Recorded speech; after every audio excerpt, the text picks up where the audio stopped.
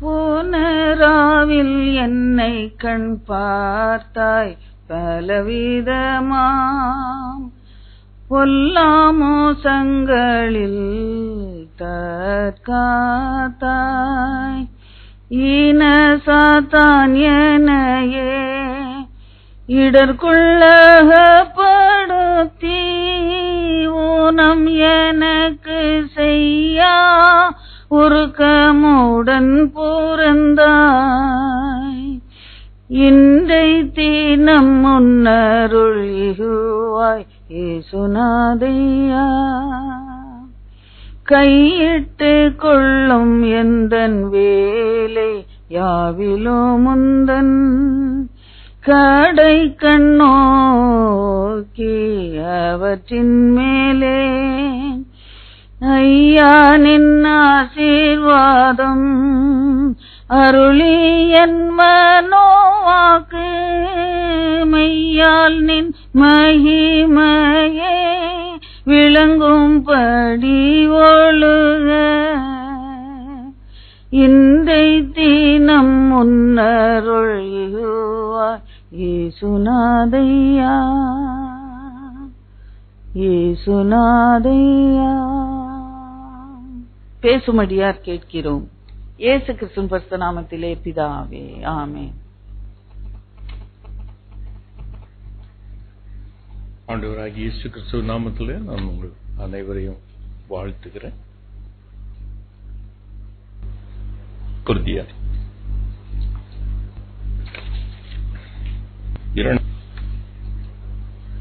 14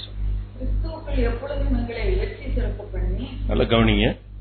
கிறிஸ்துவுக்குள் எங்களை எப்பொழுதும் வெற்றி சிறக்க பண்ணி எல்லா இடங்களிலும், இந்த வசனத்துல நீங்க குறிச்சு வச்சுக்கங்க, எல்லா இடங்களிலும், ஒரு சில இடங்களில்னு போடல,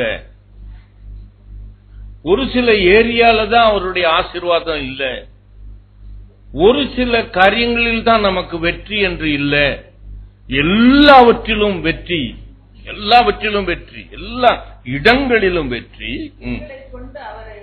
எங்களை கொண்டு அவரை அறிகிற அறிவின் வாசனையை வெளிப்படுத்துகிற தேவனுக்கு ஸ்தோத்திரம். நல்லா கவனிக்கணும். I want you to very carefully listen. இந்த 14, 15, 16 வசனத்தை வீட்டுக்கு சென்று வாசிப்பார். அங்கே ஆண்டவர், அங்கு பவுலடியார் அநேக காரியங்கள் தான் வாழ்ந்து காண்பித்ததை அவர் எழுதுகிறார். நீங்கள் எப்படி வாழ வேண்டும் என்பதை அவர் போதிக்கிறார். அதை வாசித்து பார்த்தீங்கன்னா, நீங்க ஜீவ வாசனையாய் நாங்கள் இருக்கிறோம் என்று சொல்லுகிறார். நாங்கள் கிறிஸ்து இயேசுவுக்குள் நற்கந்தமாய் இருக்கிறோம் என்று சொல்லுகிறார். அப்படி என்றால் நாம் ஜீவ வாசனையை வெளிப்படுத்துகிறவர்களாக இருக்கும் பொழுது, அல்லது கிறிஸ்து இயேசுவுக்குள் நற்கந்தமாய் இருக்கும் பொழுது, 14ஆம் வசனம் இன்னொன்றையும் சொல்லுகிறது. கர்த்தரை அறிகிற அறிவின் வாசனையை வெளிப்படுத்துகிறவர்களாய் இருக்கும் பொழுது கர்த்தர் நம்மை வெற்றி சிறக்க பண்ணுவாராம். நல்லா கவனிக்கணும். இதைதான் நீங்க எப்பொழுதுமே நம்ம மறந்து விடுகிறோம். நான் ஜீவ வாசனையாக இருக்கிறோம், ஆகையினாலே எனக்கு எல்லாவற்றிலும் வெற்றி. நான் கிறிஸ்து இயேசுவுக்குள் நற்கந்தமாய் இருக்கிறேன், ஆகையினாலே எனக்கு எல்லாவற்றிலும் வெற்றி. நான் கிறிஸ்துவை என்னுடைய வாழ்க்கையில் வெளிப்படுத்திக் கொண்டே இருக்கிறேன், ஆகையினால் தான் எனக்கு எல்லாவற்றிலும் வெற்றி. இதை மனதில் வைத்துக் கொள்ளுங்கள். இந்த ஆனாலும் ஆகையால் என்ற வார்த்தைகள் மிகவும் முக்கியமான ஒரு வார்த்தைகள். நான் இன்றைக்கு உங்களோடு கூட பேசுகிறேன். நான் ஜீவ வாசனையா இருக்கும் பொழுது எனக்கு வெற்றி இல்லாத வாழ்க்கை எனக்கு இருக்க முடியாது. ஏனென்றால் வேதம் சொல்லுகிறது, என்னை வெற்றி சிறக்க பண்ணுவாராம். நீங்க வாசித்து பார்த்தீங்கன்னா அதுல நீங்க நல்லா புரிவீங்க. இது வெற்றி மாத்திரம் இல்ல பிரியமானவர்களே, நான் கிறிஸ்து இயேசுவுக்குள் நான் நற்கந்தமாய் இருக்கும் பொழுது, கிறிஸ்துவை அறிகிற அறிவின் வாசனையை நான் வெளிப்படுத்தும் பொழுது, நான் எல்லாவற்றிலும் எல்லா இடங்களிலும் நான் வெற்றி அடைவேன் என்று சொல்லல, வெற்றியை சிறக்க பண்ணுவார். அல்லேலூயா சொல்லுவோமா? அல்லேலூயா. படிக்கிறவர்கள், விசுவாசிகள், ஏன் ஊழியம் செய்கிறவர்களும் கூட வெற்றியைத்தான் அவர்கள் தேடுகிறார்களே தவிர, ஆனால் ஆண்டவர் வெற்றியில ஒரு சிறந்த வெற்றியை கொடுப்பார் என்று நாம் நம்புகிறதில்ல, விசுவாசிக்கிறதில்லை. எல்லாரும் 40 மார்க் வாங்கினா பாஸ் ஆயிடலாம், எல்லாரும் வெற்றி அடைந்துடலாம். எல்லாருக்கும் வெற்றி. அந்த நாட்களில் 35 மார்க் வாங்கினாலே வெற்றி. எனக்கு அன்புக்குரியவர்களே, ஆண்டவர் அப்படிப்பட்ட வெற்றியை இல்ல, நான் கிறிஸ்துவுக்குள், இயேசுவுக்குள் நான் நற்கந்தமாயிருப்பேன் என்றார். கிறிஸ்துவை அறிகிற அறிவின் வாசனை என்னுடைய பள்ளிக்கூட நாட்களிலும் என்னோடு கூட இருக்கும் என்றார். விசுவாசியின் வாழ்க்கையில் கர்த்தரை, கிறிஸ்து இயேசுவின் நற்கந்தமாய் நான் இருப்பேன் என்றால், கிறிஸ்துவின் வாசனையை நான் வீசுகிறவனாய் இருப்பேன் என்றால், எனக்கு எல்லாவற்றிலும் கர்த்தர் வெற்றி சிறக்க பண்ணுவார். 0 மார்க் வாங்கிட்டு இருந்த கணக்குல 0 மார்க் வாங்கிட்டு இருந்தவன எனக்கு 70 மார்க் வாங்கி கொடுத்தாரு. மற்றவங்கள 100 மார்க் வாங்குறாங்களா இருக்கும். ஆனால் 0 மார்க் வாங்கிட்டு இருந்தவனுக்கு 70 மார்க் எப்படி? அது வெற்றியில சிறந்த வெற்றி எனக்கு. அல்லேலூயா சொல்லுவோமா? அல்லேலூயா சொல்லுவோமா? அல்லேலூயா. நான் அன்னைக்கு ஒரு 40 மார்க் பாஸ் பண்ணா போதும்னு தான் நினைப்பேன். இப்படிதான் மனுஷன் நினைக்கிறான். இன்னைக்கு நம்மளுக்கு இந்த பிரச்சனைக்கு இன்னைக்கு தீர்வு கிடைச்சா போதும். நாளைக்கு எப்படி இருந்தா என்ன? நாளைக்கு இதை விட மோசமாக போகுன்றது உங்களுக்கு தெரியலையே. நீங்க பாருங்க, இந்த 5 வருஷத்துக்குள்ள என்ன நடக்க போகுதுன்னு நீங்க தான் பார்க்க போறீங்க. எனக்கு இந்த 5 வருஷத்துக்குள்ள இருக்க எனக்கு இஷ்டமே கிடையாது. அதுக்குள்ள ஆண்டவர் வந்துட்டார்ல, இல்லைன்னா மரணம் என்னை சந்திக்கும்னா நான் ரொம்ப சந்தோஷப்படுறேன். The 5 years are going to be very, very difficult. நீங்க இதாக பூமியை காரிருள் சூழ்ந்திருக்கிறது. அல்லேலூயா சொல்லுவோமா? அல்லேலூயா. அல்லேலூயா. அதனால் தான் நேற்று மாலையில இரவில நான் ட்ரெயின்ல வந்து கொண்டிருக்கும் பொழுது ஆண்டவர் சில காரியத்தை ஞாபகப்படுத்தினார். அப்பொழுது மனைவிடத்துல சொன்னேன், நாம் ஒரு வேனை எடுத்து ஒரு 10 பேரை அழைத்துக் கொண்டு இந்த பட்டணத்தை சுற்றி வந்து ஜெபித்துக் கொண்டே வந்தால் என்ன என்று நான் கேட்டேன். பழையபடி ஒரு 5-6 வருஷத்திற்கு முன்பாக நாம் அதை ஜெபித்தோம், அதை செய்தோம். அதற்கப்புறம் ஜெயிக்கும். ஆனால் இப்பொழுது பூமியை காரிருள் சூழ்ந்திருக்கிறது. ஆகையினாலே இந்த காரிருளை நாம் நீக்கணும். அல்லேலூயா சொல்லுவோமா?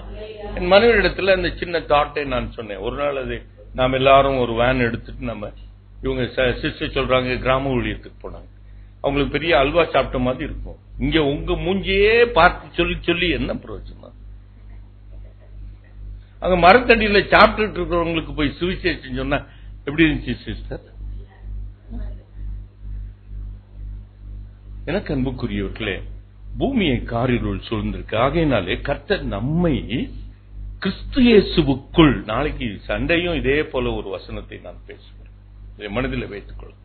கிறிஸ்து இயேசுவுக்குள் நாம் நற்கந்தமாய் இருக்கிறோம், அல்லது நாம் கர்த்தரை அறிகிற அறிவின் வாசனையை வீசுகிறோமா, அல்லது நாம் துர்நாற்றமாக இருக்கிறோமா? எப்படிப்பட்டவர்களாய் இருக்கிறோம்? நல்ல கவனிங்க பிரியமா. இன்னைக்கு நான் ஒரு கேள்வியோடு நான் உங்களை அனுப்ப விரும்புகிறேன். என்ன, சீகேம் என்கிற பட்டணத்தில் ஒரு சம்பவம் நடந்தது. வீட்டிற்கு சென்று வாசித்து பாருங்க, ஆதியாகமம் 34ஆம் அதிகாரம். அங்கு யாக்கோபுடைய குமாரத்தி தீனாள் தன்னுடைய சிநேகிதிகளோடு கூட அந்த தேசத்தை சுற்றி பார்க்கும்படி செல்லுகிறாள். அப்பொழுது ஒரு பெரிய சம்பவம் நடந்து விடுகிறது. ஒரு வாலிபன் அவளை சந்தித்து அவளை கெடுத்து விடுகிறான்.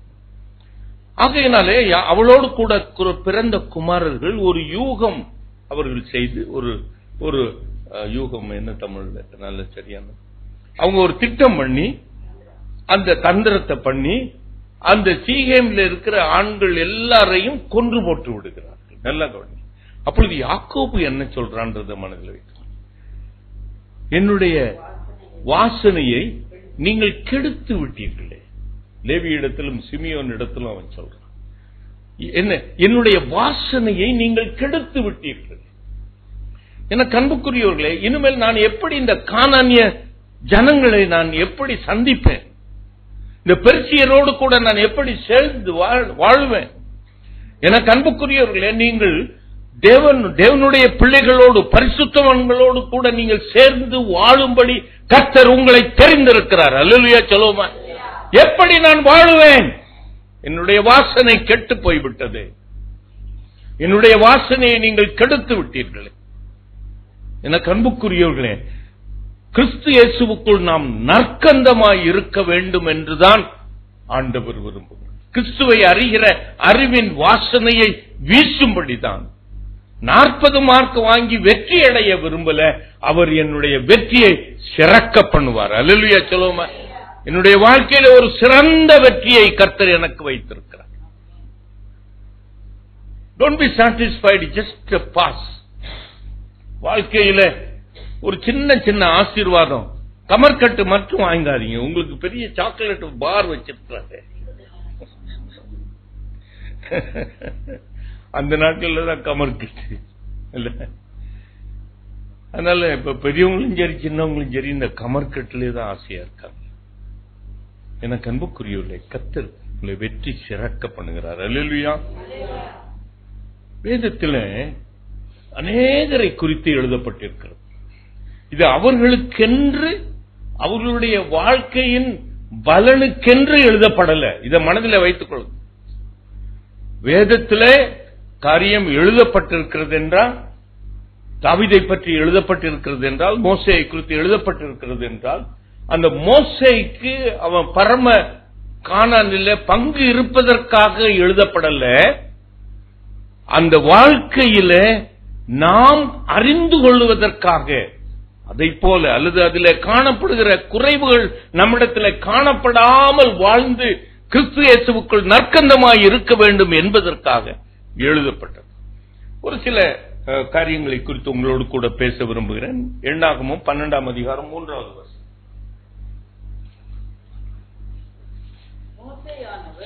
மோசேயானவன் பூமியில் உள்ள சகல மனிதரிலும் மிகுந்த சாந்த குணமுள்ளவனாய் இருந்தான். அந்த வசனத்தை நல்லா வாசிக்கணும். பூமியில் உள்ள சகல மனிதரிலும் அவன் சாந்தம் மிகுந்த சாந்த குணமுள்ளவனாய் இருந்தான். சகல மனிதரிலும். எனக்கு அன்புக்குரியவர்களே, வேதத்தில் அவன் சாந்த குணமுள்ளவனாய் இருந்தான் என்று வாசித்துட்டு போகிறதை பார்க்கிலும் சகல மனுஷன் மிகுந்த, அது ஒரு அண்டர்ஸ்டாண்டிங். அதை காட்டிலும், மிகுந்த சாந்த குணம் உள்ளதை காட்டிலும் சகல மனிதரிலும் மிகுந்த சாந்த குணம் உள்ளவனாய் நோவாவை குறித்து ஆண்டவர் எழுதியிருக்கிறார். அவனோடு கூட இந்த வாழ்ந்திருந்த மக்களிலே அவன் எல்லாரை காட்டிலும் அவன் எப்படி இருந்தானா? நீதிமானாய் இருந்தானா? அவன் உத்தமனாய் இருந்தானா? அவன் தேவனோடு கூட சஞ்சரித்துக் கொண்டிருந்தவனாய் இருக்கிறானா? நல்லா கவனிக்க பிரியமான. ஆகையினாலே நான் உத்தமனாய் இருக்கிறது மாத்திரமல்ல, நான் நீதிமானாய் இருக்கணும், தேவனோடு கூட சஞ்சரிக்கிறவனாய் காணப்படணும். அல்லேலூயா சொல்லுவோமா? மோசேயை போல சாந்த குணம் உள்ளவனாய் இருக்கணும். அல்லேலூயா சொல்லுவோமா? ஏதாவது ஒண்ணு மாற்றம் பிடிச்சிக்காதீங்க. வெற்றி மாத்திரம் ஆனா நீங்க வெற்றி சிறக்கணும். அல்லேலூயா சொல்லுவோமா? அல்லேலூயா சொல்லுவோமா? அல்லேலூயா. யோபுவை குறித்து ஆண்டவர் சொல்கிறார், அவன் உத்தமன், அவன் சன்மார்க்கன், அவன் பொல்லாப்புக்கு விலகினவன், அவன் தேவனுக்கு பயந்த மனுஷன். அல்லேலூயா சொல்லுவோமா? அல்லேலூயா. அல்லேலூயா. யோவான் ஸ்நானனை பற்றி கர்த்தர் சொல்கிறார், அவன் எரிந்து பிரகாசிக்கிற விளக்காயிருந்தான். அல்லேலூயா. அல்லேலூயா. அல்லேலூயா. எனக்கு அன்புக்குரியவர்களே, நல்லா கவனிங்க. இங்கு மோசேயை குறித்து ஆண்டவர் சொல்லுகிறார், சகல மனிதரிலும் அவன் மிகுந்த சாந்த குணமுள்ளவனாய் இருந்தான். எனக்கு இது ஏன் ரொம்ப பிடிச்சிருக்குன்னா, இந்த சாந்தம் என்பது ஒரு ஆவியின் கனி. அல்லேலூயா சொல்லுவோமா? அல்லேலூயா. இது ஆவியானவர் கொடுக்கிற திவ்ய சுவாபம், கர்த்தருடைய திவ்ய சுவாபங்களில் ஒன்று. நம்ம ஆண்டவரை போல உத்தமர் நம்ம சொல்ல மாட்டோம். அது அவர் உத்தமரா தான் இருந்திருக்கணும். அல்லேலூயா சொல்லுவோமா? அவர் உத்தமர்னு சொன்னாதான் உத்தமர் இல்லை. ஆனா அவரை குறித்து வேதம் சொல்லுகிறது, தேவனோ உண்மையுள்ளவர் என்று வேதம் சொல்லுகிறது. அதே போல பூமியிலே சகல மனிதரிலும் சாந்த குணமுள்ளவனாய் இருந்தான். அவனுடைய மோச இடத்துல அநேக நற்குணங்கள் காணப்பட்டது. அதிலே ஒரு நற்குணத்தை, கர்த்தருடைய சுவாபத்தை என் தேவன் விரும்புகிறார். அல்லேலூயா சொல்லுமா. நல்லா கவனிங்க பிரியமானவர்களே. மோசே அவன் குழந்தையாக பிறக்கும் பொழுது அவன் சாகடிக்க வேண்டப்பட்டவன். ஆனால் தாய் அவனை ஒளித்து வைத்து வளர்க்கிறார். 3 மாதங்கள் ஒளித்து வைத்திருக்கலாம், இல்ல இன்னும் கொஞ்ச நாள் வைத்திருக்கலாம். அதற்கப்புறம் அவள் அந்த நைல் நதியிலே அதுல போட்டு விடுகிறாள். மிரியாம் அதை பார்க்கிறாள். அதை ராஜகுமாரி வந்து அதை எடுத்துக்கொண்டு போகிறாள். எல்லாம் இந்த கதையெல்லாம் நல்லா தெரியும். சொந்த தாயானவள் அந்த குழந்தையை வளர்க்கிற தாதியாக மாறுகிறாள். அது எத்தனை நாள் வரைக்கும் அந்த தாய் அவனை வளர்த்தாள் என்று நமக்கு தெரியாது. இயேசு சுவாமியே 12 வயதிலே அவர்கள் ஆலயத்திலே பார்க்கிறாங்க. ஆலயத்திலே பார்த்து அவர் யாரோடு உட்கார்ந்து கொண்டு பேசிக் கொண்டிருக்கிறார்? மூப்பர்களோடு கூட உட்கார்ந்து. அவர் பிரசங்கிக்க ஆரம்பித்த பொழுது அவரை பார்த்து சொல்றாங்க, இவர் தச்சனுடைய மகன் அல்லவா? இவனுக்கு அறிவு ஞானம் எங்கிருந்து வந்துச்சு? இந்த வேத அறிவு எங்கிருந்து வந்துச்சு? அப்படி என்றால் இந்த மோசையினுடைய தாய் அவளை அப்படிதான் தேவனை அறிகிற அறிவிலே வளர்த்திருக்கணும். அல்லேலூயா சொல்லுவோமா. நல்ல கவனிங்க. யூத ஸ்திரீகள், நான் சென்ற தடவை சொன்னேன், யூத ஸ்திரீகள் பிள்ளைகளை வளர்க்கும் பொழுது அந்த தேவனுடைய நியாய பிரமாணத்தை சொல்லி சொல்லி பாலூட்டி வளர்ப்பாங்களாம். அல்லேலூயா அல்லேலூயா. மரியாளும் இயேசுவை அப்படிதான் வளர்த்திருப்பாள். ஆகையினால் தான் இவன் கல்லாதவன் அல்லவா? வேத அறிவு எங்கிருந்து வந்துச்சு? தாய் சொல்லி கொடுத்திருக்கா சார். மோசேக்கும் தேவனை பற்றிய விசுவாசத்தை குறித்து அவள் வளர்த்த சில நாட்களுக்குள்ளாய் அவனை அப்படி வளர்த்திருக்கிறாள். அதனால் தான் வேதம் சொல்லுகிறது, மோசே பெரியவன், விசுவாசத்தில் பெரியவனான பொழுது. அல்லேலூயா சொல்லுவோமா. அப்ப அந்த விசுவாசத்தை கொடுத்தது யாரு? நீங்க கொடுக்குறீங்களா சார் அப்படின்னு சொன்னீங்கன்னா உங்களெல்லாம் கேள்வி கேட்பேன். ஏன்னா 2 தீமோத்தேயு 1ஆம் அதிகாரம் 5வது வசனத்தை வாசிங்க. தீமோத்தேயுனுடைய பாட்டி இடத்திலே அந்த விசுவாசம் இருந்துச்சு. அந்த பாட்டி இடத்திலிருந்து அந்த தாய்க்கு அந்த விசுவாசம் வந்துச்சு. அந்த தாயிடத்திலிருந்து தீமோத்தேயுக்கும் அந்த விசுவாசம் வந்திருக்கும் என்று நான் நம்புகிறேன் என்று பவுலடியார் எழுதுகிறார். அப்படி என்றால் மோசே விசுவாசத்திலே பெரியவனான பொழுது என்று 40 வயதில் அவனை குறித்து சொல்லப்படுகிற ஒரு வசனம்.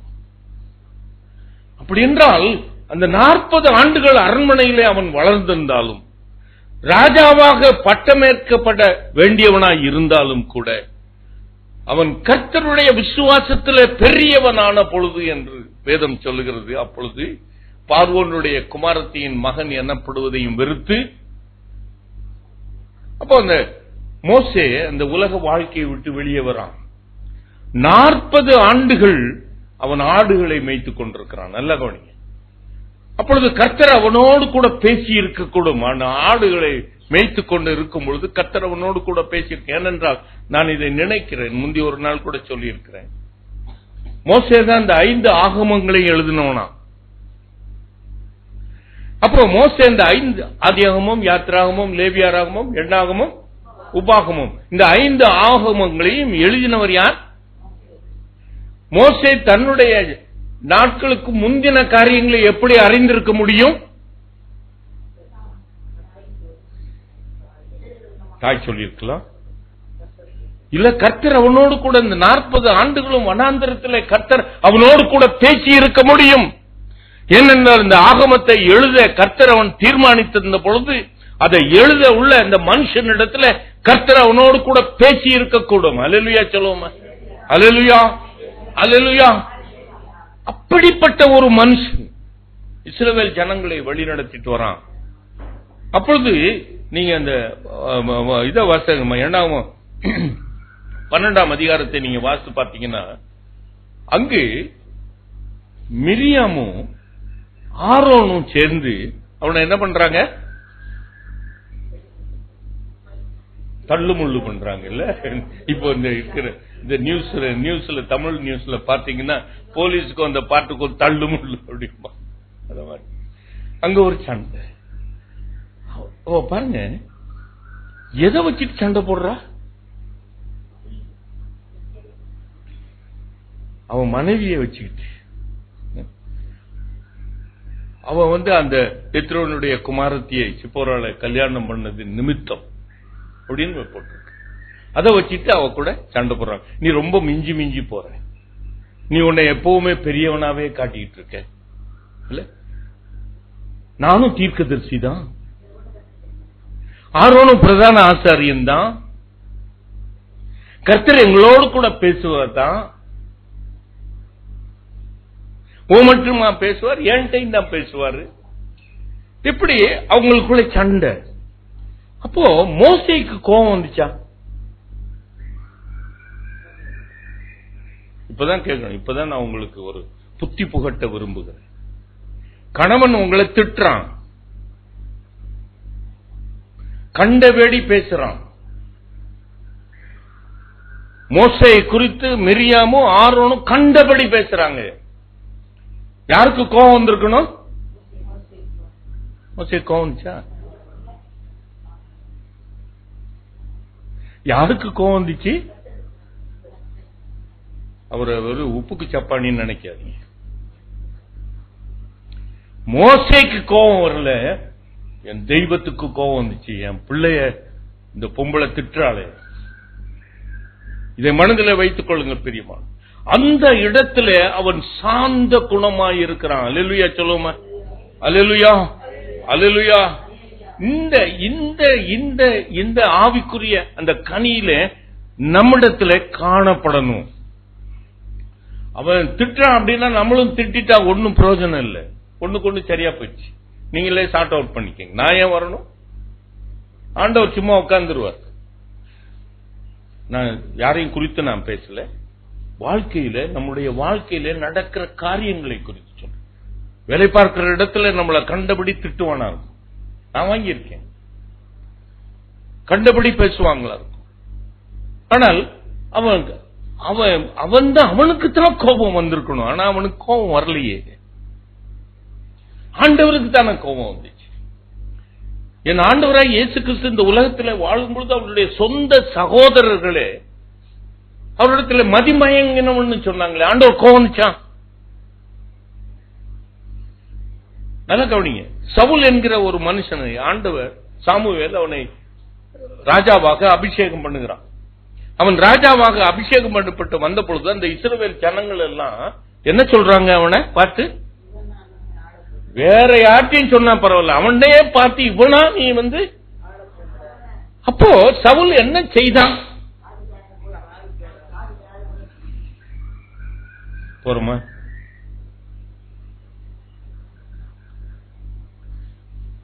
அப்போ அந்த இஸ்ரவேல் ஜனங்கள் சொல்கிறது இந்த காதலை கேட்டு இந்த காதலை விடுவதற்கு பதிலாய் இதுல கேட்டது நம்முடைய இருதயத்துக்குள்ளே புகுந்து விடுகிறது. இருதயத்தில் ஒரு கசப்பு வந்து விடுகிறது. நம்மிடத்துல காணப்படுகிற அந்த கொஞ்சம் சாந்த குணமும் மாறி போய் விடுகிறது. கோபம் வந்து விடுகிறது, எரிச்சல் வந்து விடுகிறது. ஆகையினால் தான் இந்த சவுலுடைய வாழ்க்கையில அவன் இந்த பிகினிங் ஆஃப் ஹிஸ், நீங்க அந்த சவுல் அபிஷேகம் பண்ண பொழுது அவனிடத்துல காணப்பட்ட தெய்வீக சுவாபங்களை நீங்க பாருங்க. எல்லாரை காட்டிலும் நான் சிறியவன் சொல்றேன். சாமுவேல்கிட்ட எல்லாரும் பார்த்து நான் சிறியவன், எல்லா கோத்திரத்தையும் பார்த்திலும் என்னுடைய கோத்திரம் சின்ன கோத்திரம், என்னேவா தெரிந்து கொண்டீங்க. அதே சவுல் அந்த ராஜாவானவன்னு ஒரு காரியத்தை சொல்றான். எல்லாரும் இவன் மூலமாக ரட்சிப்பு வரப்போது. அப்போ அதை காது கேளாதவனை போல வந்திருக்கிறான். இதுதான் இந்த திவ்ய சுவாபம் தான் நமக்கு வேணும். இது கர்த்தர் கொடுக்கிற ஒரு திவ்ய சுவாபம். எனக்கு அன்புக்குரியவர்களே, கர்த்தர் நிச்சயமாய் நம்மை, நீங்க பாருங்க, சிலுவையின் பாதையில இயேசு போய் கொண்டிருக்கிறார்.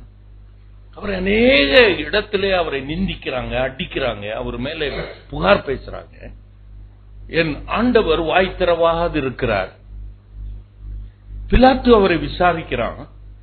அவர் சில நேரத்தில் அவர் பதில் பேசுகிறார், சில வேளைகளில் என்ன பண்றாரு?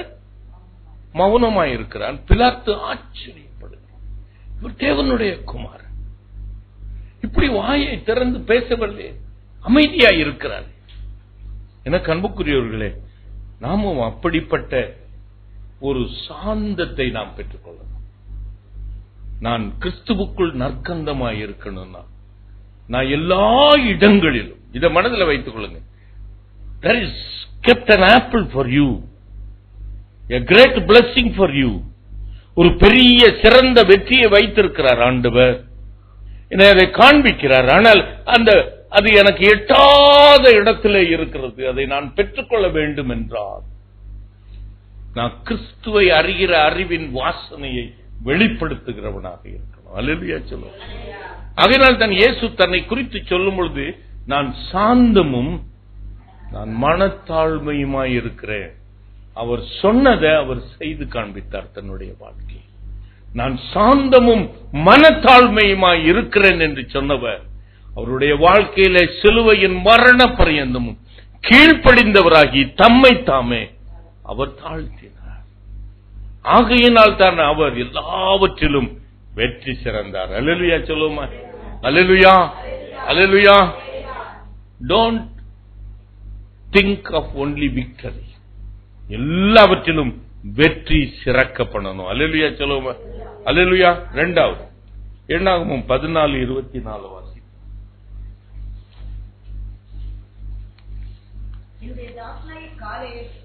வேறே ஆவி தேவனாய் இருக்கிறபடினாலும் உத்தமமாய் என்னை பின்பற்றி வந்தபடினாலும் அவன் போய் வந்த தேசத்திலே அவனை சேர பண்ணுவேன்.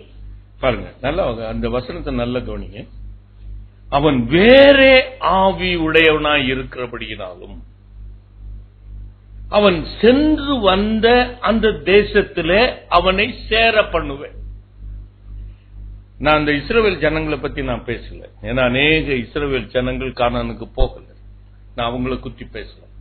ஆனா இந்த மோசே ஒவ்வொரு கோத்திரத்திலும் இருந்து ஒவ்வொரு பிரபுவை தெரிந்து, நீங்க அந்த 13ஆம் அதிகாரத்தை எடுத்து வாசிச்சு பார்த்தீங்கன்னா, தயவுசெய்து அதை எடுத்து வாசிச்சு பாருங்க ஒவ்வொன்றும். அவன் மோசே இந்த 12 பேருக்கும் ஒரு கட்டளை கொடுக்கிறான், நீங்க கானான் தேசத்துக்கு எப்படி போகணும். ஒரு பெரிய லிஸ்ட் வருது, அந்த லிஸ்ட் எல்லாம் வாசிக்க மாட்டீங்க, பேர்லாம் போட்டுருச்சுன்னா என்ன பண்ணுவோம் நம்ம? ஐயோ, உங்களுக்கு எல்லாம் பரலோகத்துல ஸ்பெஷல் இடம்ல இருக்கணும். அது முடிச்ச உடனே ஆண்டவர் அவனோட பேசுறாரு, நீ கானான் தேசத்துக்கு எப்படி போகணும், தெற்கு புறம் அதெல்லாம் சொல்லப்பட்டிருக்கு. போய் என்ன பண்ணணும், அந்த தேசம் எப்படிப்பட்ட தேசம்னு பாரு. அங்க இருக்கிறவங்க கொஞ்சம் பேரா இருக்கிறாங்களா, நிறைய பேர் இருக்காங்களா, அங்க இருக்கிறவங்க பலவான்களா இருக்கிறாங்களா, பலவீனங்களா இருக்கிறாங்களா, அங்க அந்த தேசம் எப்படி இருக்கா, அரணிப்பா இருக்கா, கோட்டை சுவரோடு இருக்கா. ஆண்டவர் எல்லாவற்றையும் அந்த தேசத்தை குறித்து எல்லாவற்றையும் நீங்க சுற்றி திரிந்து பார்த்துட்டு வாங்க. 40 நாள் கொடுக்கிறார். 40 நாள் அந்த 12 பேரும் சுத்தி பார்க்கிறாங்க. 12 பேருக்கும் கிடைக்கிற பார்க்கிற கேள்விப்பட்ட காரியம் ஒரே காரியம். அல்லேலூயா சொல்லுவோமா?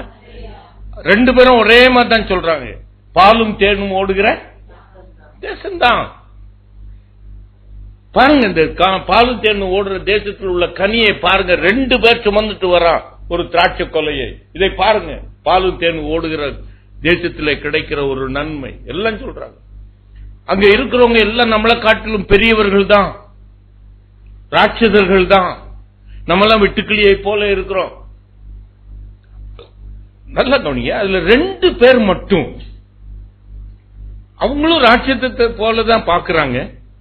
அவங்களும் எல்லாரும் இவங்க பார்த்த மாதிரி தான் அவங்களும் பாக்குறாங்க. ஆனா அவங்க என்ன சொல்றாங்க, இவர்களை நம்ம என்ன பண்ண முடியாது, ஜெயிக்க முடியாது. அவர்களுக்கு முன்பா நம்ம வெட்டுக்கிளியை போல இருக்கிறோம் அப்படி என்று அவர்கள் சொல்லி துர்ச்செய்தியை பரப்பினார்கள் என்று வேதம் சொல்லுது. அவர்கள் சொல்ல ஆரம்பிக்கிறாங்க. நீ அந்த அதிகாரத்தை நீங்க வீட்டுக்கு சென்ன நல்ல வாசி. அவன் சொல்ல ஆரம்பிக்கிறாங்க. அப்போ காலேப் என்ன சொல்றான், அவங்களை எல்லாம் அமர்த்திட்டு நாம இவர்களை மேற்கொள்ள முடியும் என்று சொல்றான். ஆனாலும் அவங்க கேட்க மாட்டேங்கிறாங்க. அவங்க தங்க சொன்னதையே தான் சொல்லிக்கிட்டே வர்றாங்க. ஆனா கடைசியில காலேப் என்ன சொல்லுகிறான், கர்த்தர் நம் மீது பிரியமாயிருப்பார் என்றார். கர்த்தர் நம்மோடு கூட இருப்பார் என்றார். கர்த்தர் நம்மிடத்தில் அவரை அறிகிற அறிவின் வாசனை நம்மிடத்தில் வெளிப்படும் என்றால், நாம் கிறிஸ்து இயேசுவுக்குள்ளே நற்கந்தமாய் இருப்போம் என்றால், நாம் ஜீவ வாசனை வீசுகிறவர்களாய் காணப்படுவோம் என்றால், நாம் இவர்களை மேற்கொள்வோம். அல்லேலூயா சொல்லுவோம். எனக்கு அன்புக்குரியவர்களே, விசுவாசிகளாகிய நம்மிடத்துல this positive mindset should be there. எல்லாருக்கும் அந்த பிரச்சனை தான், எல்லாருக்கும் அந்த பாடுகள் தான், எல்லாத்துக்கும் அந்த உபத்திரவம் தான். ஆனால் எனக்கு என்ன நம்பிக்கை, இந்த உபத்திரவத்திலும் கர்த்தர் என்னோடு கூட இருப்பார். அல்லேலூயா சொல்லுவோமா? அல்லேலூயா, அல்லேலூயா. நீங்க அப்படி இருக்கீங்களா? இல்லைன்னா இந்த உபத்திரவத்திலே நான் மடிஞ்சு போயிடுவேன், நான் இனிமேல் மேற்கொள்ளவே முடியாது, இனிமேல் நான் ஒண்ணுமே பண்ண முடியாது, என் பிள்ளைகளும் இப்படிதான் இருப்பாங்க, நானும் இப்படிதான் இருப்பேன். நம்ம அநேக நேரத்தில் பிள்ளைகளை பார்த்து சொல்றோம், நீ உருப்பிடுவியா? அப்படிதான் நம்மளுடைய மனது. எனக்கு அன்புக்குரியவர்களே, இவர்கள் வந்து சொல்றாங்க, அவர்களும் ஒரு ராட்சதர்களை போலதான் இருக்கிறாங்க. 112 சங்கீதம் 6-8 வரைக்கும் வேகமா வாசிங்க பார்க்கலாம். அங்கு ஆண்டவர் நீதிமானை குறித்து,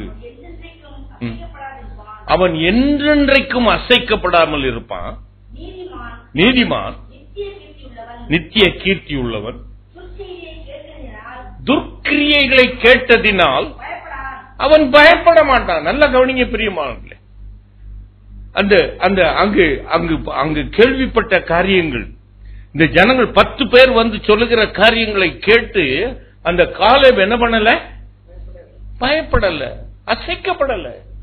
கர்த்தர் என்னோடு கூட பிரியமா இருந்தா எல்லாத்தையும் நான் என்ன பண்ணிடுவேன்? மேற்கொண்டு விடுவேன். அவனுக்கு நல்ல, அதனால்தான் ஆண்டவர் சொல்றார், அவன் வேற ஆவியுடையவனாய் இருந்தான்.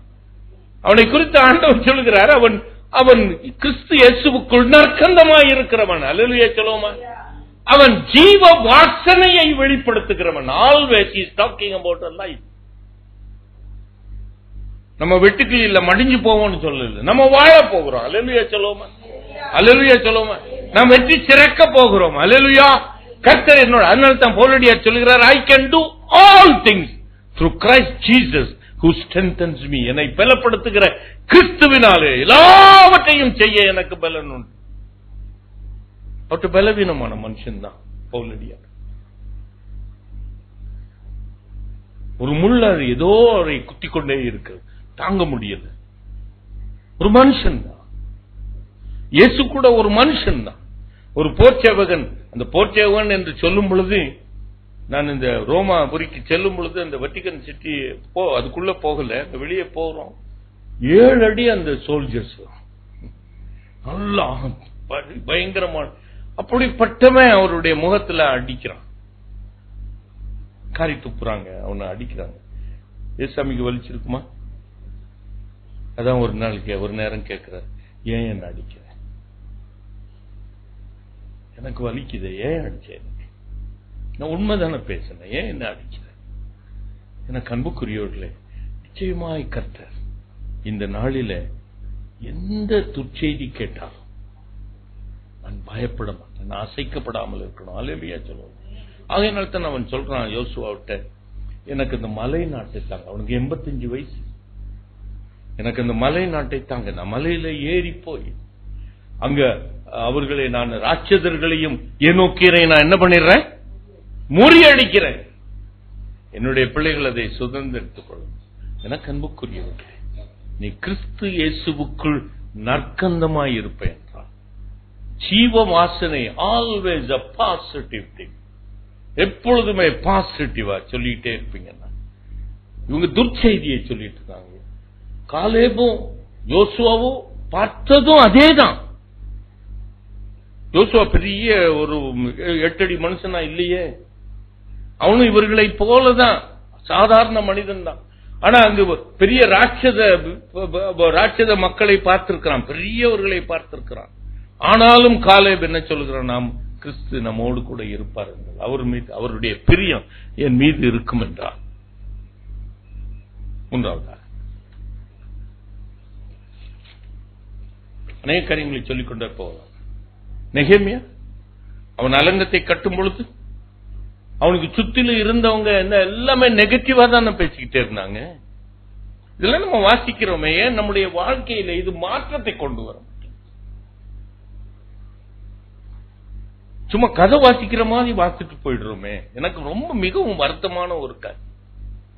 இவைகள் எல்லாம் எனக்காகவே எழுதப்பட்டிருக்கேன். வேதத்தை நான் அதை நேசிக்கிறேன் என்றால் இந்த வேத புஸ்தகம் எனக்காக எழுதப்பட்டது. அல்லேலூயா சொல்லுவோமா?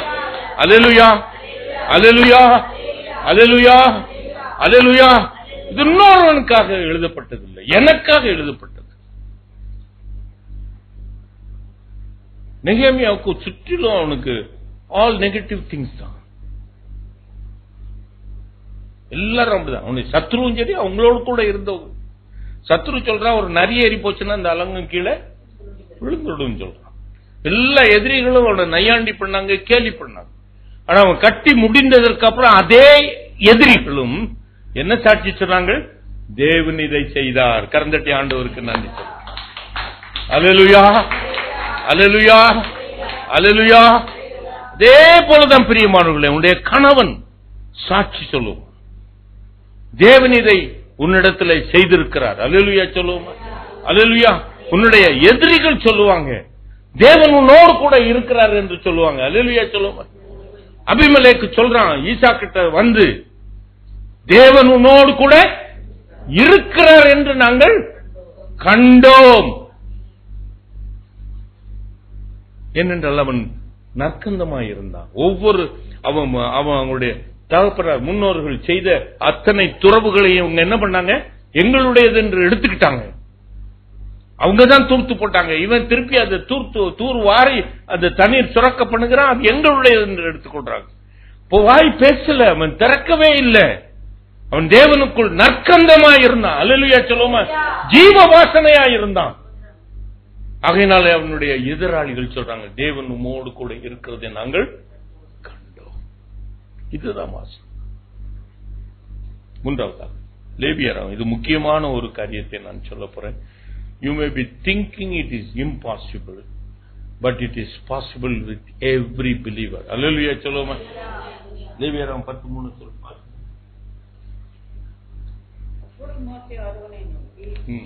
என்னிடத்தில் சேருகிறவர்களால் நான் பரிசுத்தம் பண்ணப்பட்டு சகல ஜனங்களுக்கும் முன்பாக நான் மகிமைப்படுவேன். இதுக்கு முன்னாடி உள்ள காரியங்களை நீங்க வாசித்தாதான் இந்த வசனம் உங்களுக்கு புரியும். தேவனுடைய வார்த்தையின்படி ஆசரிப்பு கூடாரம் கட்டப்பட்டு முடிந்துருச்சு. அதை பிரதிஷ்டை பண்றாங்க. நல்ல கவனிங்க. ஆசரிப்பு கூடாரத்தை கர்த்தருக்கென்று அதை பிரதிஷ்டை பண்றாங்க. பிரதிஷ்டை பண்ணும் பொழுது ஒரு காரியம் நடக்கிறது. என்ன காரியம்?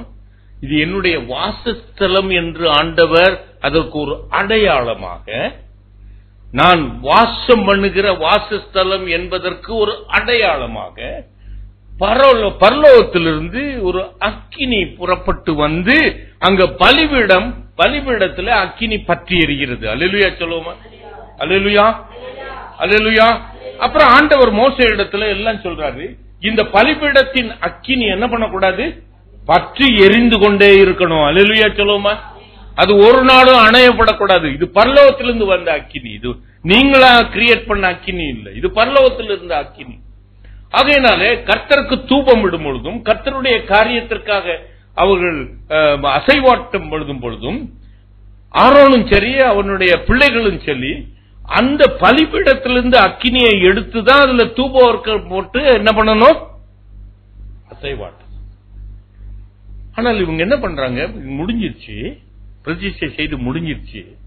ஆரோனுடைய 2 குமாரர்களும் அவங்க தாங்களே போய் ஒரு அக்கினியை எடுத்துக்கிறாங்க. எடுத்துக்கொண்டு தங்களுடைய இதுல அது அவங்க என்னது அதுல போட்டு தூபவர்க்கத்தை போட்டு கர்த்தருடைய சமூகத்துல அவங்க அங்கு வேதம் சொல்லுகிறது, கர்த்தர் அந்த 2 பேரையும், ஆரோனுடைய பிள்ளைகள் 2 பேரையும் அதே பலிபீடத்துல அடிக்கிறார். 2 பேரும் மரித்து போறாங்க. இத பார்த்த இஸ்ரவேல் ஜனங்களுக்கு இது ஒரு பயங்கரமாக காட்சியளித்திருக்கும். நல்ல கவனிங்க பிரியமானவர்களே. கர்த்தருடைய கோபாக்கினை எப்படி வரும் என்று கர்த்தர் எப்படி வரும் என்று சொல்றேன். நீங்க இந்த நாட்களில் நீங்க பார்க்க போறீங்க. You are going to see it, what is going to happen in this country. பயங்கரமாக கர்த்தருடைய பரிசுத்த குலைச்சலை எது செய்தாலும் கர்த்தர் நிச்சயமாய் அதை பயங்கரத்தை தான் செய்வார். அந்த இஸ்ரவேல் ஜனங்களே பயந்து போயிட்டாங்க. மோசேயும் ஆரோனும் கர்த்தருக்கு இவ்வளவு கோபம் வருமா என்று நினைச்சிருப்பாங்க. ஆரோன் என்ன நினைச்சிருப்பான்? நல்ல கவனிங்க. ஆரோன் என்ன நினைச்சிருப்பான்? கர்த்தருடைய ஊழியக்காரர்கள கிடைக்கிற பலனா இது? அவங்க 2 பேரும் குமாரர்கள் யாரு? கர்த்தருடைய ஊழியக்காரர்கள் தானே. ஆரோனுடைய குமாரர்கள் யாரு? ஊழியக்காரங்களே. ஒரு தவறு செய்துட்டாங்க. ஒரு எச்சரிக்கை கூட இல்லாம, ஒரு வார்னிங், நீ இப்ப தப்பு பண்ணிட்ட, இனிமேல் அது பண்ணாதன்னு கொண்டு ஒரு வார்னிங் கூட கொடுக்காம இவன் நினைச்சிருப்பான்ல, தகப்பன் நினைச்சிருப்பான்ல, ஆண்டவர் ஒரு வார்னிங் கூட இல்லாம, ஒரு எச்சரிப்பு கூட கொடுக்காதபடிக்கு கர்த்தர் அவர்களை அடிச்சிட்டார், மரித்து போயிட்டான். அவனால. ஆனா அங்க வேதம் சொல்லுகிறது அவன் பேசாமல் இருந்தான் என்று. இப்ப மோசே என்ன பண்றான்? அந்த நான் சொன்ன வசனத்தை வாசிங்க, 10:3 வாசிங்க.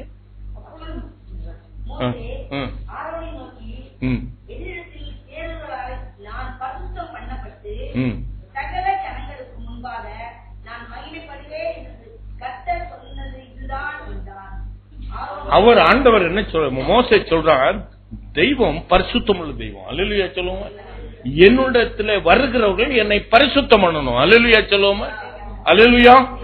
அவர்கள் பரிசுத்த குலைச்சலை பண்ணக்கூடாது. அல்லேலூயா சொல்லுவோம். அதற்கு கர்த்தர் அவர் பரிசுத்தர் என்பதை காண்பிப்பதற்கு இதுதான் அவருடைய வழி, இதுதான். ஆனா மோசே அந்த ஆரோனை என்ன பண்றான்? கடிச்சு புலம். அப்போ ஆரோனுக்கு பயங்கர கோபமா இருந்திருக்கும். நீங்க நினைச்சு பாருங்க, இவன் பிரதான ஆசாரியன், 2 ஆசாரியர்கள் விழுந்து போட்டாங்க, குமாரர்கள். மோசே அந்த செத்த பணத்து பக்கம் சொல்லுங்க. விடிய விடிய ராமாயணம் கேட்கறீங்க. ஆசாரியன் எங்க போக கூடாது? செத்த பணத்தை போக கூடாது. அந்த பிள்ளைகளை எடுத்து அவன் அடக்கம் பண்ண முடியாது சார் அவனால. God has forbidden that for a priest. அவன் செத்த உடம்பு செத்த கூட போய் பார்க்க கூடாது. செத்த தன்னுடைய பிள்ளைகளை அடக்கம் பண்ணக்கூடாது. அப்போ அவனுடைய உள்ளத்துல என்ன கேள்வி எல்லாம் எழுந்திருக்கும்? நம்முடைய வாழ்க்கையில அப்படித்தானே, நம்முடைய வாழ்க்கையில தானே ஆண்டவரோட நான் நீதியா தானே இருந்தேன். என் சூழ்நிலை நான் நீதி தானே செய்தேன். சூழ்நிலை எப்படி இருக்க? அவன் கர்த்தருடைய ஊழியத்தை தானே செய்தான். ஏன் கர்த்தர் அடிக்கணும்? அவனை மன்னிச்சிருக்கலாமே, இல்லைன்னா எச்சரிச்சு விட்டுருக்கலாமே, இல்ல ஒரு சின்ன தண்டனை கொடுத்திருக்கலாமே. ஆனால் வேதம் சொல்லுகிறது அவன் பேசாமல் இருந்தான்.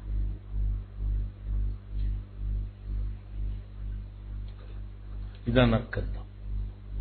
கிறிஸ்து இயேசுவுக்குள் நீங்கள் நற்கந்தமாய் இருக்கணும். அல்லேலூயா சொல்லுவோம். கடினமான பாதையிலும் அமைதியாய் இருக்கணும். நமக்கு எல்லாம் விரோதமாக நடக்கும் பொழுது தேவனுடைய சித்தம் நிறைவேறட்டும்னு சொல்லி அமைதியாய் இருக்கணும். ஏன் என்று நாம் என்ன பண்ணக்கூடாது? கேள்வி கேட்கக்கூடாது. ஆனால் ஆரோன் அவன் ஏன் என்று கேட்கல. அவனுடைய உள்ளம் புகைஞ்சிருக்கும். மிகவும் அவன் காயப்பட்டிருப்பான். ஆனாலும் தன் வாயை திறவான். ஆண்டவர் அப்படிதான் வாயை அவருக்கு வலிச்சிருக்காதோ? வலிச்சிருக்குமா? வலிச்சிருக்காதா? ஆமா சொல்லுங்க, இல்ல சொல்லுங்க. பசிக்குதோ? வாயை திறவாமல் இருந்தானே. அடிக்கப்பட கொண்டு போகிற ஆட்டை போல் வாயை திறவாது இருந்தார். வாய் பேசலையே. ஏன்னைக்கு அவன் ஒரு வார்த்தை சொன்னா நம்ம 10 வார்த்தை திருப்பி சொல்றோம். அவன் சொல்றதுக்கு நம்ம 10 வார்த்தை திருப்பி சொல்றோம்.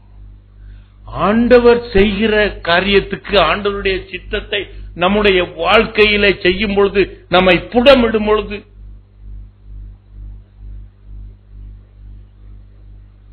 அதை அனுமதிக்கிறோம். கிறிஸ்து இயேசுவுக்குள் நான் நற்கந்தமாய் இருக்கிறேன். ஜீவ வாசனையை வீசுகிறேன். கர்த்தரை அறிகிற அறிவின் வாசனையை நான் வெளிப்படுத்துகிறேன். அப்பொழுது என்னை எல்லாவற்றிலும் எல்லா இடங்களிலும் கர்த்தர் என்னை வெற்றி சிறக்க பண்ணுவார். அல்லேலூயா சொல்லுவோமா? You may have to come back to the word of God. நான் நீங்க சொல்றேன். I tell you one thing. நீங்க எங்க போங்க, நீங்க குடி சொல்றவன்ட்ட போங்க, தீர்க்கதரிசிட்ட போங்க, பிசாசு துரத்துறவன்ட்ட போங்க, எல்லா இளவுட்டையும் போங்க, கடைசியில you may have to come back to the word of God. அல்லேலூயா சொல்லுவோமா? கர்த்தருடைய வார்த்தைக்கு தான் நீங்க வரணும். அல்லேலூயா, அல்லேலூயா, அல்லேலூயா, அல்லேலூயா, அல்லேலூயா. தீர்க்க தரிசனமானாலும் ஒளிந்து போகும், என் வார்த்தைகளோ ஒரு காலும் ஒளிந்து போகாது. எனக்கு அன்புக்குரியவர்களே, கர்த்தர் இந்த நாளில் நாம் வெற்றி சிறக்க வேண்டும் என்றால் அவர் காண்பிக்கிற அந்த வழி நான் அமைதியாக இருக்கணும். வேறு வழி இல்லை. என்கிட்ட நீதி இருக்கு, உண்மைதான்.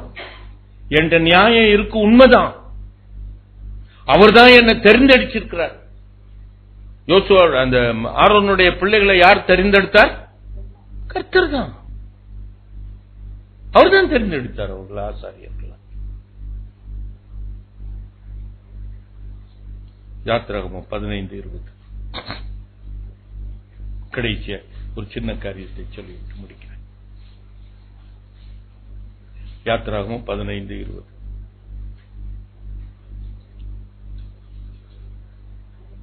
யாத்திராகமம் 15:20.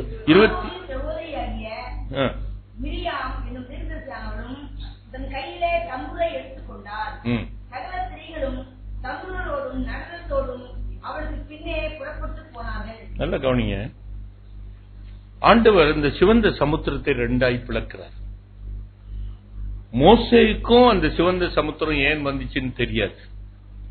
எகிப்திலிருந்து அந்த ஜனங்களை அடிமைத்தனத்திலிருந்து விடுவித்துக் கொண்டு வர்றார் பாலும் தேனும் ஓடுகிற தேசத்துக்கு. அப்படி என்றால் அவர் சிவந்த சமுத்திரத்தை கடக்காமல் வேறு வழியாக எடுத்துக் கொண்டு போயிருக்கலாம். ஆனா ஆண்டவருடைய வழியை நம்மால் அறிய முடியாது, ஏன் என்று கேட்க முடியாது. அவர் சிவந்த சமுத்திரத்தின் வழியாய் அவர் அழைத்துக் கொண்டு போகிறார். அப்பொழுது மோசே ஆண்டவரிடத்துல முறையிட்டுக் கொண்டே இருக்கிறான். என்றால் பக்கத்துல வந்துட்டாங்க எதிரிகள், அவருடைய ரதங்கள் பக்கத்துல வந்துருச்சு, குதிரை வீரர்கள் பக்கத்துல வந்துட்டாங்க. அப்ப முறையிட்டுக் கொண்டே இருக்கிறான். ஆண்டவர் அந்த ஊழியக்காரன் மேலதான் கோபம் வருது. இன்னும் ஏன் முறையிட்டுக் கொண்டே இருக்கிற? உன் கரத்தை நீட்டிய அந்த சமுத்திரத்தை ரெண்டாய் பிளந்து விடு என்று ஆண்டவர் சொல்கிறார். அவன் செய்கிறான். பிளக்கப்படுகிறது. பிளக்கப்பட்ட அந்த சமுத்திரத்தில் இவர்கள் வெட்டாந்தரையில நடக்கிறவர்களை போல நடந்து அழகா எல்லாரும் ஆடுகள் மாடுகள் குட்டிகள் பெரிய எல்லாம் கடந்து போகுது. அவர்களும் கடந்து வராங்க. அவர்கள் கடந்து வரும் பொழுது அவர்களை என்ன பண்ணிருச்சு? தண்ணி முழுகடித்து விட்டது. இவ்வளவு பெரிய அற்புதத்தை கர்த்தர் அந்த அவர்களுக்கு செய்திருக்கிறார். நம்முடைய வாழ்க்கையில் நீங்க சாட்சி எந்திரிச்சு சொல்லுங்கன்னா ஒருத்தரும் சொல்ல மாட்டேன். கர்த்தர் அநேக அற்புதங்களை செய்கிறார். நல்ல கவனிங்க பிரியமானவர்களே. இந்த அற்புதத்தை ஆண்டவர் செய்த உடனே மோசையும் அந்த இஸ்ரவேல் ஜனங்களும் அதை நீங்க வாசித்து பாருங்க. அந்த ஆண்டவரை உயர்த்தி மகிமைப்படுத்துகிற ஒரு ஸ்தோத்திர ஒரு பாடல். அல்லேலூயா சொல்லுவோமா? கர்த்தரை உயர்த்துகிற துதி. அல்லேலூயா. இதை நான் ஒரு நாள் பேசி இருக்கிறேன். கர்த்தரை உயர்த்துகிற ஒரு துதி. அதை மோசையும் அந்த ஜனங்களும் பாடிட்டு இருக்காங்க. 6 லட்சம் ஜனங்கள். அப்போ மிரியாமும் தம்புரவை எடுத்துக்கொண்டு சில பெண்களை கூட்டிக் கொண்டு அவர்களும் பின்பற்றி போறாங்க. நான் நினைக்கிறேன் மோசே மஸ்ட் ஹவ் பீன் லீடிங். முதல்ல எல்லாரையும் துதி சொல்லி கர்த்தரை உயர்த்துகிற துதி சொல்லி போய்கிட்டே இருப்பான். அப்புறம் இந்த மிரியாம் என்ன பண்ணுவான்? இந்த பலவீனமான பாண்டங்கள், சின்ன பிள்ளைங்கள், வாலிப பிள்ளைகள் எல்லாம் கொஞ்சம் மெல்ல நடந்துட்டு வரும்ல, பின்னாடி வந்துட்டு இருக்கும்ல, கரவல் ஆடுகள் எல்லாம் கொஞ்சம் பின்னாடி வந்துட்டு இருக்கும்ல, அது பக்கத்தில் நின்றுட்டு மிரியாம என்ன பண்ற? தம்பூரை எடுத்துட்டு அந்த பெண்கள் எல்லாம் சேர்ந்து மோசே எதை சொல்லி துதிக்கிறானோ அதே சொல்லி துதிக்கிறான். கர்த்தரை உயர்த்தி. பல ஆண்டுகளுக்கு முன்பாக நான் இத நம்ம இந்த மெட்ராஸ் பட்டணத்தை சுற்றி வந்தோம். எத்தனை பேர் வந்தீங்க? கையை வைத்துங்க பார்க்கலாம். அப்போ ஒரு தடவை நம்ம மாதவரம் பக்கத்துல போனோம். 2 பேரா நாங்க போறோம். இப்ப இதை உங்களுக்கு வெளிக்காட்டுவதற்காக சொல்கிறேன். முதல்ல ஒரு வேன்ல 12 பேர் எழுத்திட்டு நான் அதை லீட் பண்ணி கொண்டு போகிறேன். என் மனைவி அடுத்த வேனில் உட்கார்ந்து கொண்டு அவள் ஒரு 10-12 பேரை ஜெபிக்கிறதுக்காக, எனக்கும் அவளுக்கும் நடுவுல 1 கிலோமீட்டர் தூரம். நான் தான் முதல்ல போய்கிட்டு இருக்கேன். ஏன்னா இந்த 2 பேரும் ஒன்னா போக முடியாது இந்த டிராபிக்ல, கொஞ்சம் மற்றவங்களுக்கு இடம் கொடுத்துட்டு போகணும். அதனால நான் முன்னாடி போயிட்டேன், பின்னாடி வந்துகிட்டே இருக்கா. பட் டெஸ்டினேஷன் வேணும். அந்த பெரம்பூர் தாண்டி மாதவரத்துக்குள் நுழையும் பொழுது கர்த்தர் என்னோடு கூட பேசினார். என்ன, ஏதேன் தோட்டத்திலே இறங்கி அந்த ஜனங்களோடு கூட ஆதாம் ஏவாளோடு கூட பேசினது போல நான் இந்த ஜனங்களோடு கூட இறங்கி பேச போகிறேன். மாதவரத்தில் ஒரு பெரிய ஒரு எழுப்புதலை நான் கட்டளையிடுவேன் அப்படி என்று பேசினார். நான் அந்த ஜனங்கள்ட்ட அதை கர்த்தர் சொன்னதை நான் சொல்லி அவங்களை ஜெபிக்க சொல்லிட்டு ஸ்தோத்தரிச்சுட்டு நாங்க போயிட்டு, அந்த இடத்திற்கு என் மனைவி அந்த வேன்ல வர்றா. நான் எதை சொன்னேனோ அதையே சொல்லி அவளும், ஆண்டவர் இந்த இடத்துல இறங்கி வந்து இந்த இடத்தை ஆசீர்வதிக்க போறார். ஏதேன் தோட்டத்துல இறங்கி வந்ததை போல கர்த்தர் இறங்கி வர போறார். நான் என்ன சொன்னேனோ, நான் வாக்கி டாக்கி வச்சிருந்தேனோ. இங்க பாருங்க, இந்த நம்ம இந்த மிரியால இந்த தம்புரவை எடுத்து கர்த்தரை உயர்த்தி பாடின பாட்டு,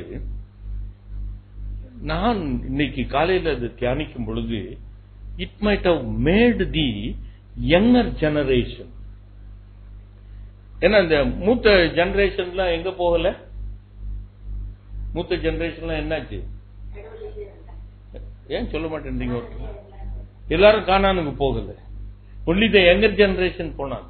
இப்போ இந்த யங்கர் ஜெனரேஷன் இந்த மிரியாம் தான் ப்ரிப்பேர் பண்ணிருப்பா. அல்லேலூயா சொல்லுவோமா?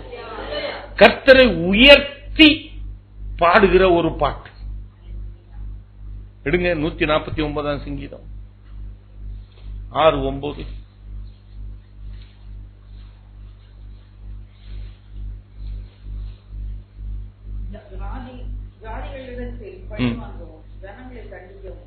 ஜாதிகளிடத்திலே பழிவாங்கும். நல்ல கவனிங்க. கர்த்தரை உயர்த்தி பாடுகிற பாட்டு, கர்த்தரை மகிமைப்படுத்துகிற நீ கர்த்தரை உயர்த்தி பாடுவாய் என்றால், நீ கர்த்தரை மகிமைப்படுத்தி இருப்பாய் என்றால், கர்த்தர் இங்கு ஒரு பெரிய அதிகாரத்தை உன் கரத்திலே கொடுக்கிறார். ஜாதிகளிடத்தில் நீ பழி வாங்கவும், ஜனங்களை தண்டிக்கவும், அவர்களுடைய ராஜாக்களை மோதி கவர்மெண்ட கீழே தள்ளி விடவும். அந்த அதிகாரத்தை நம்மகிட்ட கொடுக்கிறார் சார். அவருடைய ராஜாக்களை சங்கிலிகளினாலும் அவர்களுடைய மேன்மக்களை இருப்பு விலங்குகளாலும் கட்டவும், எழுதப்பட்ட நியாய தீர்ப்பை அவர்கள் பேரில் செலுத்தவும், அவர்கள் வாய் கர்த்தரை உயர்த்தும் துதியும், அவர்கள் கையில் இருபுறமும் கருப்புள்ள பட்டயமும் இருக்கும். என் கையில என்ன கொடுக்க போறாரு? கர்த்தரை உயர்த்துகிற துதி என் வாயில இருக்க போது, இரு கையிலையும் கருக்குள்ள பட்டயம் இருக்க போது, இதை கொண்டு ஜாதிகளை நான் பழி வாங்க போறேன். இதை செஞ்சாங்களா இல்லையா? எரிகோ பட்டணத்துல அவங்க பிரவேசித்த பொழுது, the younger generation, they are not, the older generation never entered into Canaan. அந்த பெரியவங்க முதியோர்கள் முறுமுத்தவங்க எல்லாம் ஒரு வயல வரலாங்க. இங்க வந்தவங்க எல்லாம் யங்கர் ஜெனரேஷன். அவங்கள ப்ரிப்பேர் பண்ணிருக்கிற அந்த மிரியாம், அவங்க வந்து கர்த்தரை உயர்த்துகிற அந்த துதி அவருடைய வாயிலிருந்து புறப்பட்டு போச்சு. எரிகோ மதில் கீழே விழுந்துச்சா அவள் இல்லையா? கர்த்தரை உயர்த்துகிற துதி, அதுதான் நாம் நற்கந்தம், அதுதான் ஜீவ வாசனை, அதுதான் கர்த்தரை அறிகிற அறிவின் வாசனை நாம் வெளிப்படுத்தணும். அல்லேலூயா சொல்லுவோமா? எத்தனை பேர் அந்த வேன்ல வர போறீங்க? கர்த்தரை உயர்த்தி துதிச்சுக்கிட்டே போறோம். அல்லேலூயா சொல்லுவோமா? வேற ஒன்னும் செய்ய போறது இல்ல. கர்த்தரை உயர்த்தி நாம் துதித்து கொண்டே போக போறோம். கர்த்தரை உயர்த்துகிற அந்த துதி, ஆண்டவர் அநேக நன்மைகளை செய்ய போகிறார். எரிகோ பட்டணம் கீழே விழுந்துச்சு. கர்த்தரை உயர்த்துகிற அவங்க துதிச்சாங்க, டொமால்னு விழுந்துருச்சுன்னு நம்ம நினைக்கிறோம். பிரியமானங்களே, கர்த்தருடைய வசனத்தை கொண்டு ஆராய்ந்து பாருங்கள், தியானித்து பாருங்கள். கர்த்தரை உயர்த்துகிற அந்த துதி, கற்குள்ள பட்டயம்.